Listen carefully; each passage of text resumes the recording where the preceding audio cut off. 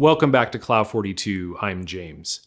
Today we're back on the surface grinder automation project. I believe this is part 4.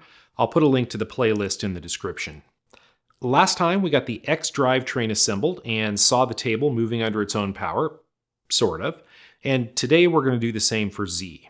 The mechanical structure for each axis is a little bit different, so unfortunately they all require different parts. The Z-axis on this machine is probably the most complex for attaching a servo of the 3 axes on the machine, and that's for a couple of different reasons. One is that the shaft for the hand wheel isn't long enough to reach out to where I need the pulley. You can see the pulley needs to be positioned out away from the machine because of the length of the motor, but if I turn off the mechanics here so you're just looking at the scan, you can see that the shaft doesn't actually come out that far. And in fact, it has a very small section at the end of the shaft that's full diameter, and it has a reduced diameter section behind it for the set screws to bear on. And then back inside this collar, it goes back to full diameter. So just sticking a pulley on there with a couple of set screws is not really going to work. The other issue is easier to see in cross section, and that is that the hand wheel is actually a part of the mechanism that clamps and preloads the bearings on the shaft. So you can see the shaft here, and I've cut that off here. Let me move it over so you can't see that. That is actually the screw that moves the saddle back and forth. So there is end thrust on this, so it has to be attached to the bearing in a way that will transmit that thrust. And the way that works is the hand wheel fits over this, and then there's a screw through the hand wheel into the end of the shaft so that the body of the hand wheel is pressed against the inside race of this bearing. And without that, the shaft will slip back into the machine. We have to hold it out and put tension on it. So I need to build an adapter for the pulley that will do that. And that's what this salmon colored part here is in the cross section. This is just a steel shaft that fits over the shaft of the machine and fits into the pulley. The pulley will attach to that with a set screw, and then there will be set screws through that adapter that lock it onto the shaft, and a bolt, an M8 bolt through the end of the adapter to put tension on the end of the shaft and the screw to keep everything preloaded so that we don't get a bunch of slack and the shaft can't move back and forth. So to make this happen, we're going to have to do 2 things. We're going to have to bore the pulley out, and we're going to have to make this adapter. Put together a set of drawings. The pulley needs to be bored out to 20 millimeters, and then the adapter needs to be turned with a bore on the inside that's concentric with this register on the outside, and that register has to be sized very precisely to fit the bore in the pulley. I think what I want to do is bore the pulley first, and the logic there is I only have one pulley, so if I mess up the size of the bore, then I can just make the adapter to fit. And then if I mess up the adapter, I can just grab another piece of stock and make another one. But since I only have one pulley, I'm going to bore that first, and whatever dimension we land on is the dimension we're going to use. To bore out the pulley, we'll hold it in a 6-jaw chuck in the lathe, and I'll start by putting the interface of the pulley up hard against the chuck jaws so that it will run parallel. But we're also going to check it to make sure it's really running parallel. I don't know much about the machining on this pulley. It's out a little bit. We could face it. Like I said, I really don't know what's going on here. I'll pull it off of the chuck jaws a little bit, and we'll just tap it in.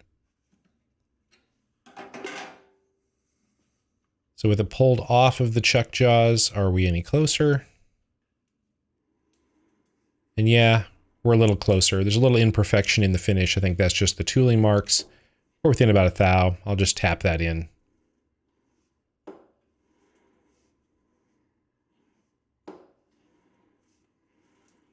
There's about a half a thou plus the tooling marks in the surface. I think I can live with that.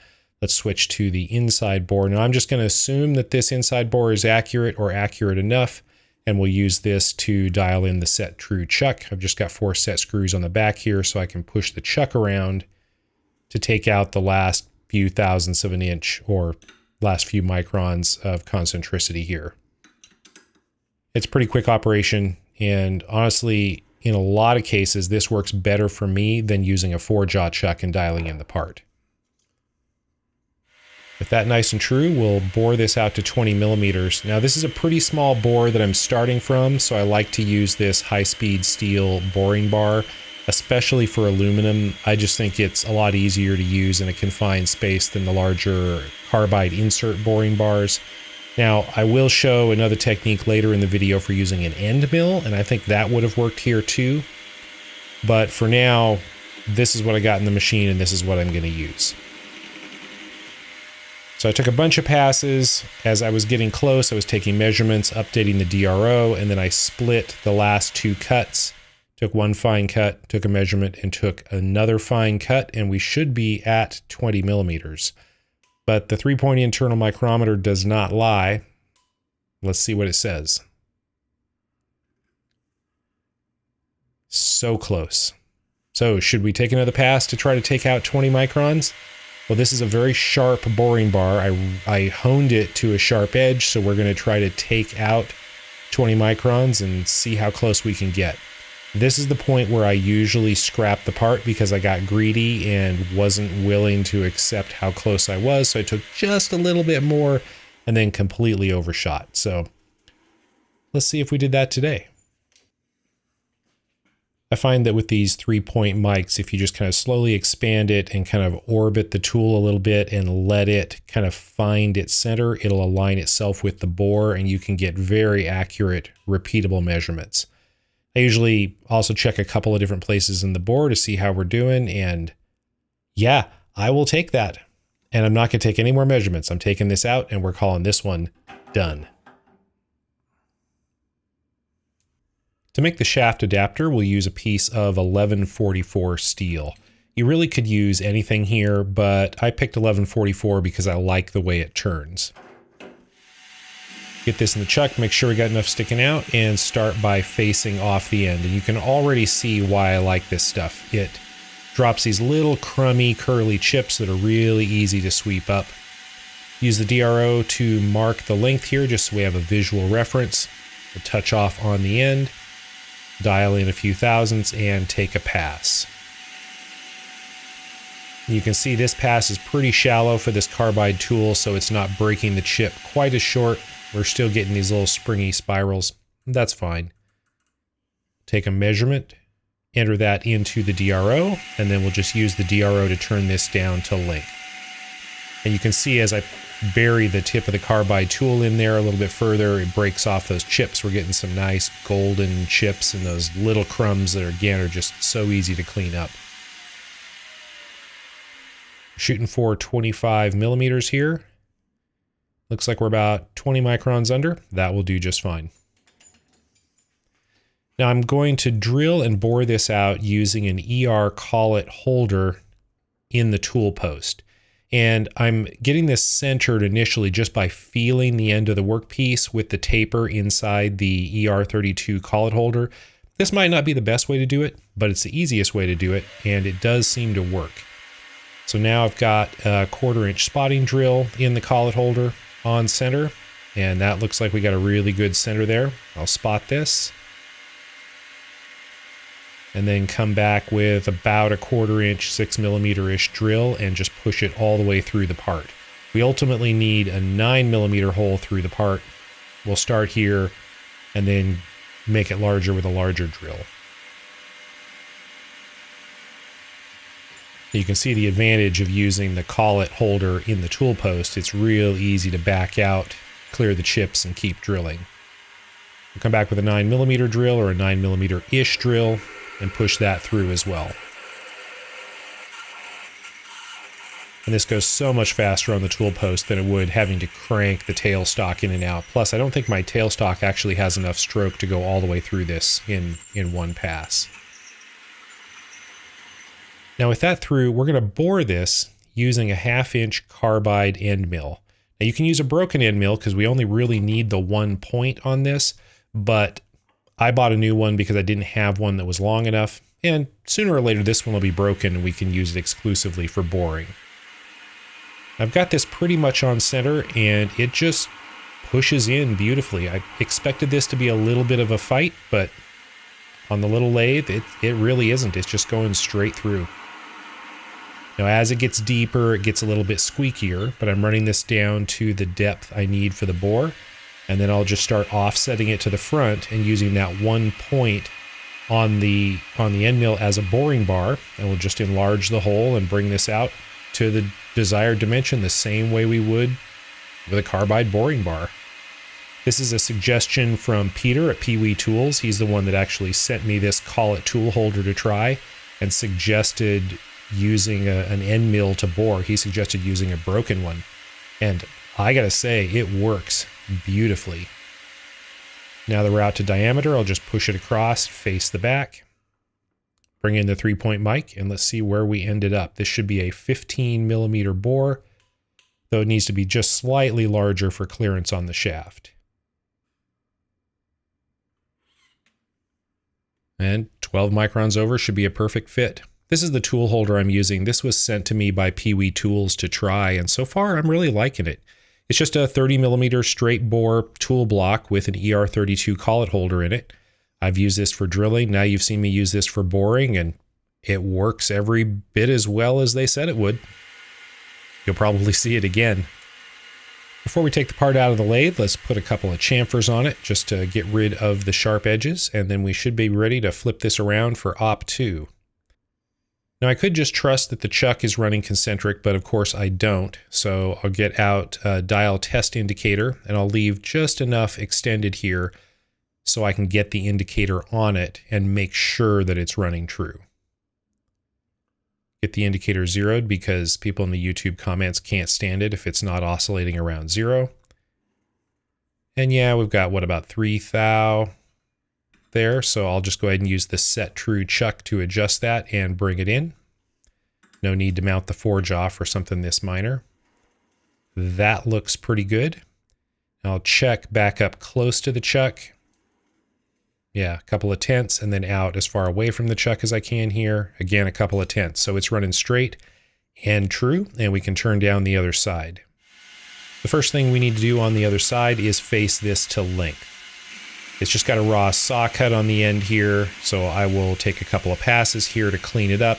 I left a millimeter or two of extra length to make sure that I would have something to clean up, and I also left it sticking out of the chuck far enough that I could get the blade of a caliper behind it. So I'll take that measurement, enter it into the DRO, and then I'll just use the DRO to take it down to the correct length. I made a mark there in the position that the DRO says the final pass should be, just so that I can see visually where it is, just to reduce the chance of making a mistake. And then we'll just start turning it down. We need a step on this side back to a shoulder. This should be exactly 20 millimeters for the pulley to fit on. And I've got it down to within about a 0.5 millimeter, and the part is really hot. So I'll bring in the mist coolant, and we'll just run this on the part for a couple of minutes. And yeah, it doesn't look like I'm putting out much, and I'm not. There's very little air, very little coolant. The majority of it's evaporating. But it took about 2 minutes to take the part from too hot to touch to cooler than room temperature. Probably should have been using this while I was cutting, but it does a great job cooling the part down. With that down to room temperature, we'll take a couple more fine passes and bring it to the final dimension. And again, the final dimension on this should be, it should fit into a 20 millimeter bore on the pulley, so it should be very close, but just slightly under.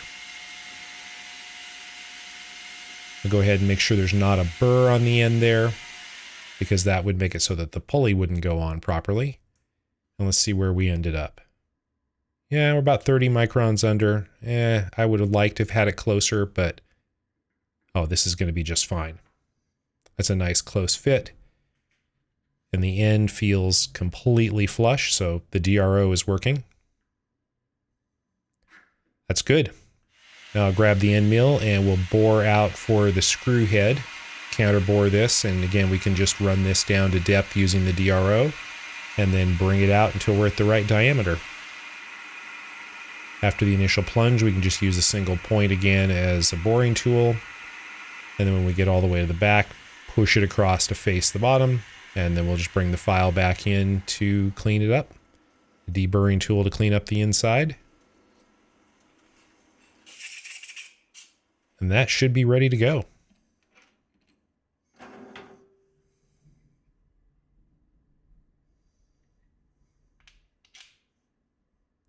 Sanity check. It fits. Nice. Yeah, I know. It looks good. Let's go. We're going to lock this pulley onto the adapter shaft using both retaining compound and set screws.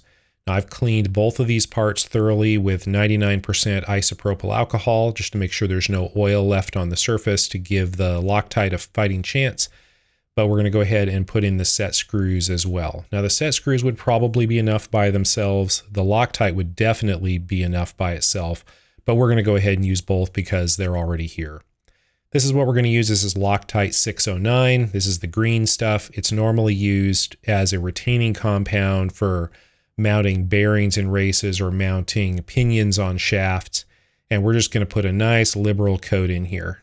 Too much is better than not enough, though in this case, the gap is pretty narrow, so it really shouldn't take much. And this stuff will fill a much larger gap than what we actually have here. So for a slip fit, which is what this is, the instructions tell you to put it on liberally and then spin the parts together to make sure you have an even coating. And that's what I'm going to do here. And you can see we've got it squeezed out on the back side. I can see that it's squeezed out on the other side as well. So I know we've got a good surface film all the way around. I'll go ahead and tighten down the set screws. The set screws would hold it, but we're just going to use them to hold it in place until that Loctite sets. And once that stuff is set, this is never going to come apart. Not without a lot of heat and pressure, at least. Then we'll just wipe up the excess so it doesn't look like it was put together by an ape. And that should do it. We'll let this sit in about 30 minutes with the size gap that's in here. It should be set up to well over 50% strength. I'll leave it overnight and we should be good to go forever. We do need to put a couple of holes in the steel shaft for set screws to fit this onto the machine. And to do that, we're going to hold it in a 5C collet in a block. This makes it really easy to rotate 90 degrees at a time to put in the screws. Put a ring here on the back of the collet. I also have the lever closer for this, but we don't really have space for that. So I'll just use a pin hook spanner here, tighten that down, and we'll set this down in the vise. Now I'm setting the collet block against a vise stop so that we can rotate it and get it back in the same position. And then I'll just grab an edge finder to find the center line. Now I'm measuring off of the vise jaws because they're parallel and in contact with the block. So we'll get the same measurement if we edge find on those and use the half function on the DRO as we would on the shaft. And then I'll use the edge finder to find the face of the pulley. Then I'll move over half the diameter of the edge finder, that's 5 millimeters, zero the DRO, and then move over my dimension called for on the drawing and put in a set screw. I don't really have room to get in here with a spotting drill, so I'm just going to go in very carefully with the tap drill size. And I chose this camera angle so that you could almost see what I'm doing. I hope you enjoy it. With that started, I can start putting some pressure on it, and we can drill through to the center opening of the shaft. And then I'll come back with the tap. Flip it into low gear, run the mill the other direction, and power tap this. You can see a little blue mark on the tap. That's something that I'm lining up by eye with the top of the pulley to make sure I don't over-penetrate and hit the far side of the shaft and screw it up. Okay, with one hole in and threaded, I'll take the tap out so I don't break it or hurt myself. And then loosen the vise, lift out the block, loosen it a little bit more than that. Lift out the block, rotate it 90 degrees, and drop it right back in. Now we go back up against the stop, and the DRO should be accurate. If we go right back to our same position, we can put in a hole 90 degrees off from the first one. Drill it, power tap it, blow off the chips, and that should be it. Use the hook spanner to loosen the collet.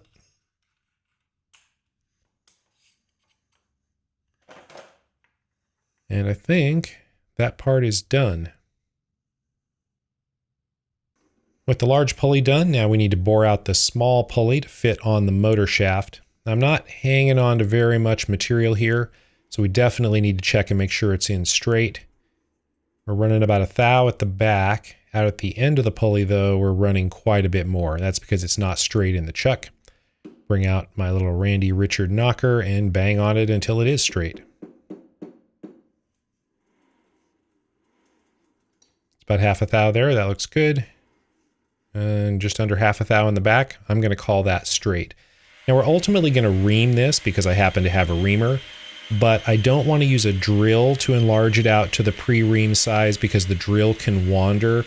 I want to bore it to make sure that the bore is absolutely concentric so that the reamer has something to follow. So I'll just use a small high-speed steel boring bar and run it through, bring it out to the correct dimension, and then we'll bring in a 3/8 inch spiral flute reamer and just push it through nice and slow. I left between 5 and 10 thou on this, and that ended up being just about right. Blow this out and check it with a pin. This is a 3/8 inch pin, and that is a very nice fit. Should be, we used a reamer. And that's the motor pulley ready to go.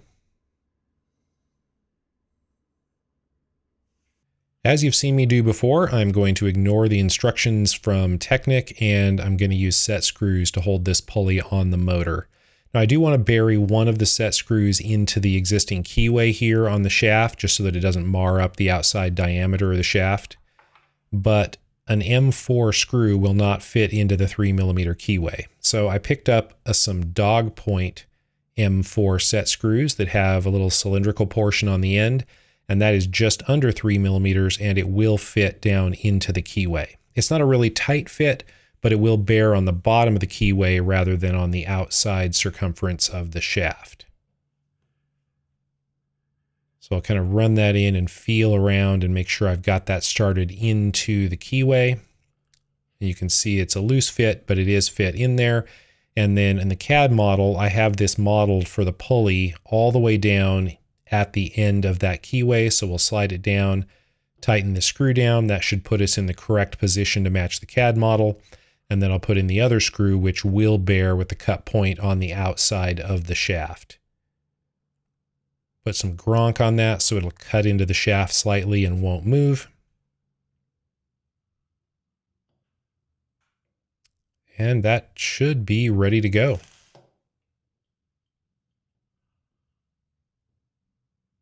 It sticks out a little bit more than I'd like, but I don't have any set screws shorter than that. That's okay, it's not going to be in the way. And what do you know? The belt fits on the pulley.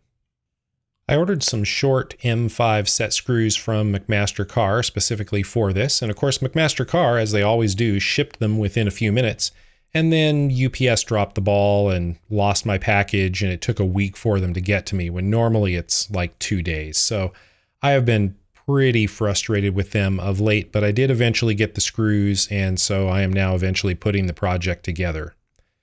Let's see if this fits on the shaft. You can see the reduced diameter area on the end of the shaft where the set screws will bear, just to make sure it doesn't mess up the outer diameter and mess with the fit. And then we have this M8 screw that goes in the end. Now you can see that unrestrained, that screw can just screw right back through the nut without moving the table. So we need this pulley adapter to bear on the inner bearing race to hold that in position. Now this should just be a simple matter of putting in this screw, but as you can see, it's not working. And you probably noticed earlier, there's probably a chip in there or something. The screw is going in about one thread, and then it's just turning the shaft, which is no good. So I'm going to have to take this apart, figure out what's going on, and try another method to assemble this. Probably just blowing the chips out of the hole would work. I'll screw this all the way back out, put this back in contact with that bearing race face, and then tighten down one of these set screws. And that'll just give me a way to hang on to the shaft and keep it from turning while I put in the end screw here. And of course that chip's moved or something, so this goes in very easily. Snug it a little bit. Now we'll loosen this just to make sure we're not locking the pulley into a particular position, and tighten down the screw to preload the bearings. And then now we can come back and tighten down the set screws to make sure that the pulley will not move on the shaft.